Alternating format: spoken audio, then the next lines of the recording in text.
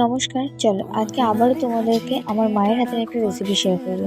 প্রথমে মা এখানে নিয়েছে আটা, তার মধ্যে কালো জিরা, 1 প্যাকেট সুজি, 2 প্যাকেট গুঁড়ো দুধ, চিনি, ডালডা ঘি এবং কিছুটা নুন দিয়ে ভালো করে ময়াম দিয়ে তাতে অল্প পরিমাণে জল দিয়ে একটা শক্ত ডো বানিয়ে নিতে হবে।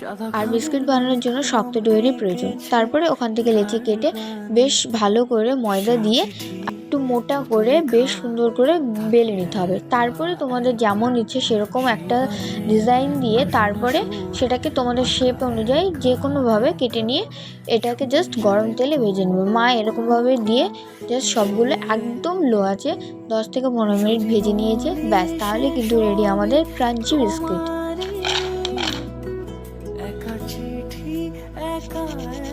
কেমন লাগলো ভিডিওটা অবশ্যই কমেন্টে জানিও, আর ভালো লাগলে অবশ্যই লাইক, কমেন্ট, শেয়ার, সাবস্ক্রাইব করে দিও। তো চলো দেখা হচ্ছে নেক্সট কোনো একটা ভিডিওতে। ততক্ষণ